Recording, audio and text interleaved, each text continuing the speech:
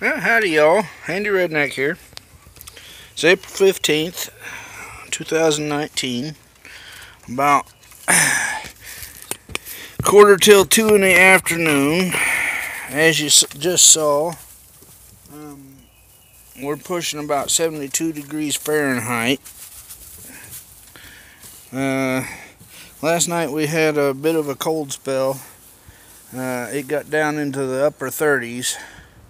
So I did a walkthrough this morning to see what might have been affected, and the only thing I found was one dead cucumber, and I don't think it was the cold that got it.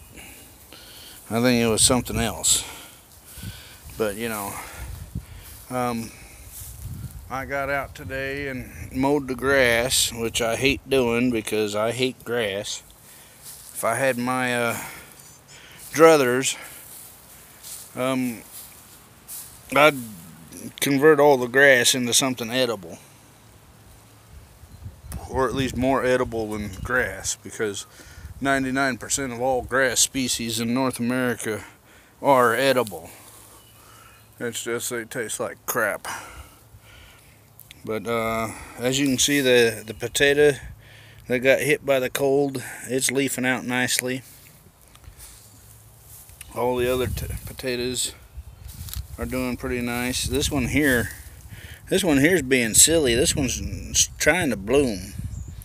What we'll do is we'll pick those blooms off, because we don't want it to bloom. We want it to leaf out. If it goes and blooms, then it'll be putting energy into seed instead of into the potatoes. So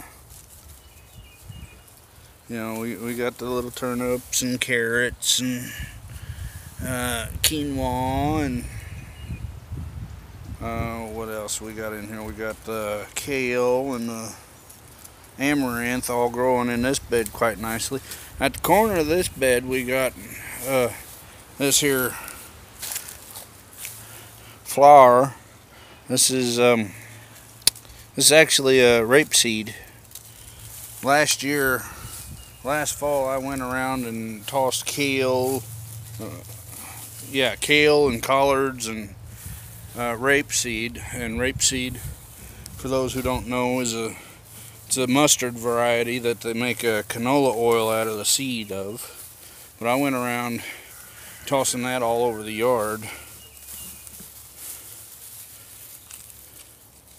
in an attempt to establish some pockets of edibleness in places that don't normally grow foodstuffs.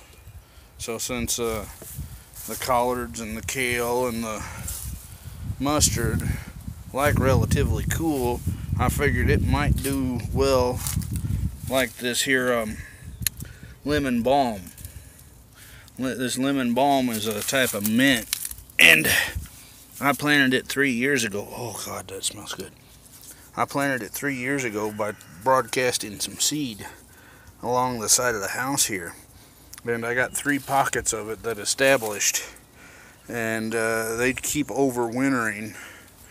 And if you look out here, they're slowly migrating and taking over, which is I'm okay with, because if they take over up near the house, then we don't have to worry about weed eating or anything, or mowing up there, and it's in a place where there's not really any grass growing anyway. So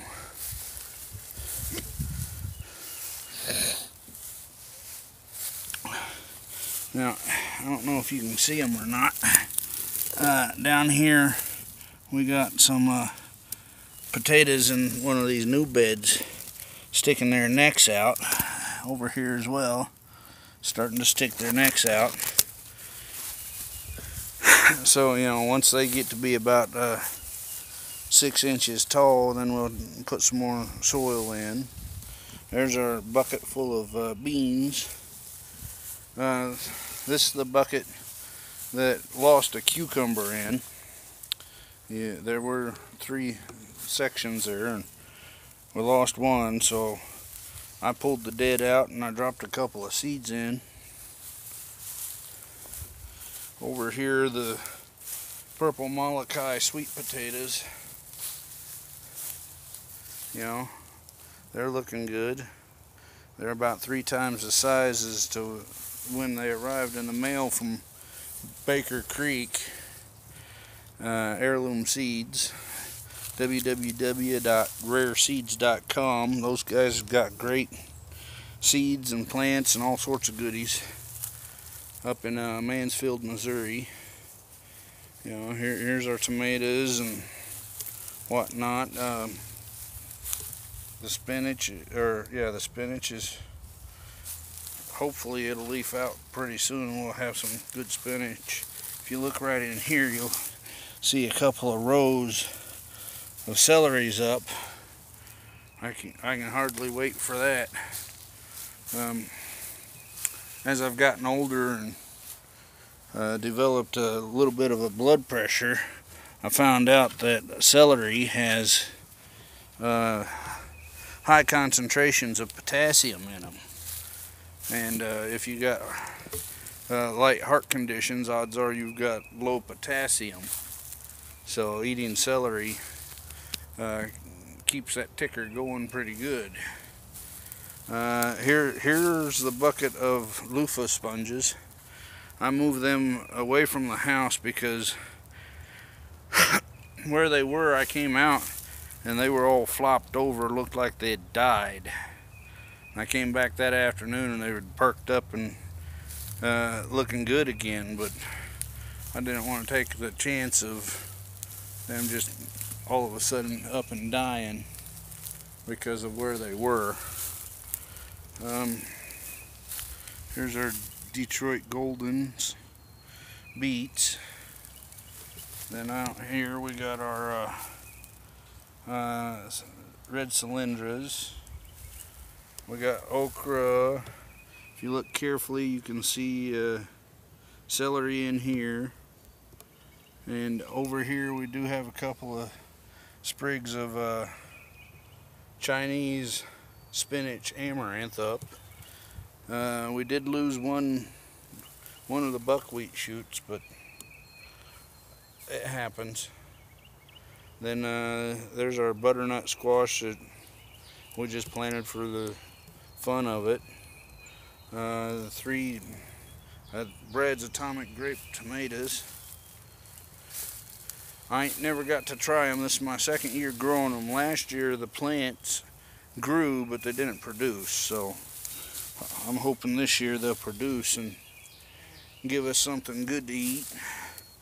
Over here we got corn and beans up. If you notice, there's a couple of spots without corn showing, and I went back and I dropped some corn seed in. So, you know, yeah, the new ones will be about 3 weeks behind, but that's all right. They'll still get a chance. Then over here we got our giant Mongolian sunflowers. They're up. Also in here we've got sugar baby watermelons and purple hull cowpeas. Some people call them black-eyed peas or black-eyed beans, but we got those in here. And then we got our zucchini buckets with no zucchini sprouting yet. So hopefully they'll sprout soon. I'll give a follow-up. The apple tree, it bloomed out nicely, and if you look careful here,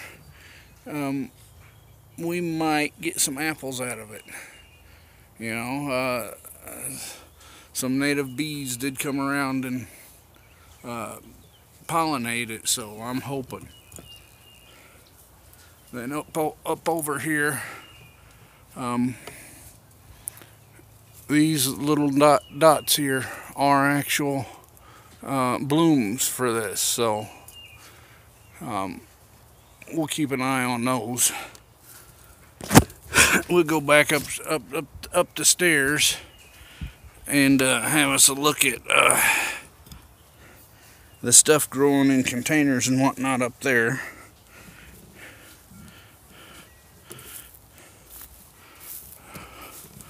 As you can see, the mulberry trees blooming.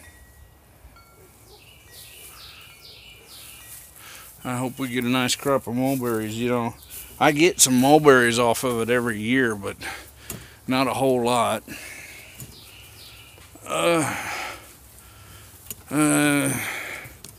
Here's our bucket of twigs that we're rooting out. They're all fruit tree branches that I snipped off, and most of them appear to have taken, at least half of them.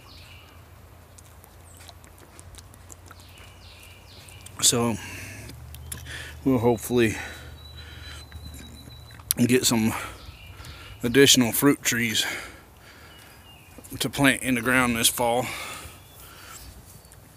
Over here you can see the parsley's up quite nicely.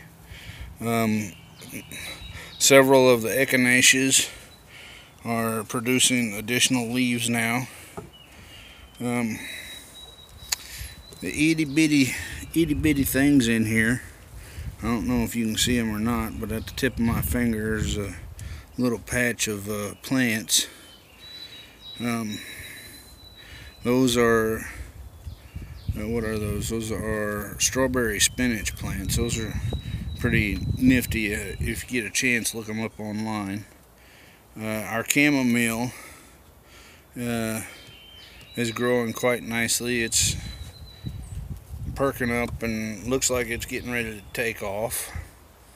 The kiwi has taken off. I mean, it's looking gorgeous, and it's putting out these shoots. Probably one or two of these shoots, when they get to about 2 or 3 feet long, I'll take the snippers to them and snip them and try to root them off into more plants, because it takes 2 plants to make the kiwi berries, from what I understand. So even though it'd be a clone, I'm hoping we'd be able to cross them and it won't notice that it's a clone. As you can see, our lemon trees, they were started from seed. A couple of them got some real bad sunburn, but if you'll notice, they're putting on new leaves anyway. So the new leaves that they put on should do just fine. Here's a grape that we started from seed. I started that for a friend of mine, aka the Flatlander, Mark Gordon. Once this thing gets to a certain size, we'll take cuttings of it and clone it, so we have our own little vineyard going. The aloe vera got a little bit of a sunburn, but it's going strong. Let's see, over here, Arkansas Traveler tomato, it's doing good. This is a Cherokee Purple. It's kind of going slow. Then our Brad's Atomic Grape tomatoes, again, they're going slow, but it's still kind of cool. Once it heats up, they should rock it off. Our heirloom variety tomatoes, and with some onions in the buckets, they're still going strong. Over here, we've got the peas going. I planted 40 peas in here, and this is all that come up. So I went and I planted another 20 or so to see if we can't get us a second harvest. These here, I'm pretty sure this plant here is dill weed, because we had dill in this bed last year. The thyme is finally starting to perk up and take off a little bit. Same with the marjoram. Now these onions, I was reading that if you want your onions to produce a big bulb, once they're up, you need to uncover the bulb and give it space to grow. So we're experimenting with these 5 up here. See if that works. If that works, then we're going to dedicate a raised bed to just onions next year, and we'll be working on getting nice big onion bulbs. Here, if you look, we've got a ginger, and it's trying to we'll just pull it up. If you look, it's got some nodes on it that are trying to sprout. You know, now that we're hopefully over the cold, we'll be able to get these gingers and turmeric up and growing nicely. This here is a turmeric. It's a quite big turmeric too.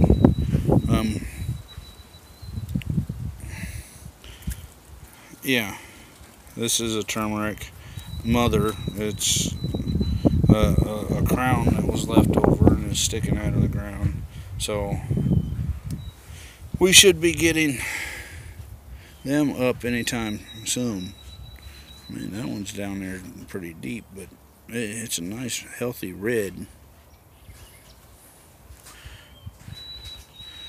So that's a turmeric. So hopefully this year we'll get enough turmeric going that we can actually start eating on it pretty regular. I think it'll probably take us another year to get that much ginger, because it just doesn't seem to be quite as prolific. But what I'm going to do now is I'm going to park you up here somewhere, or at least try to,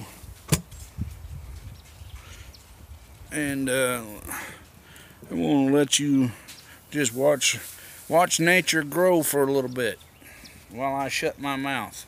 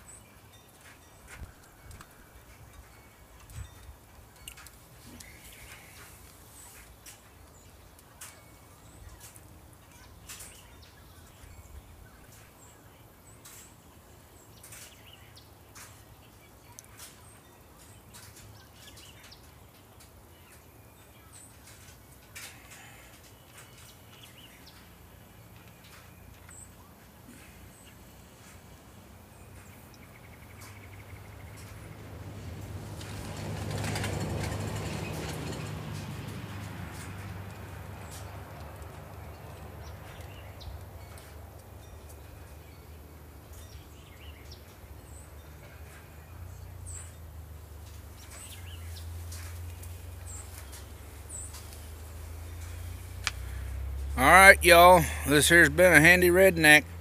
I'll talk at y'all later.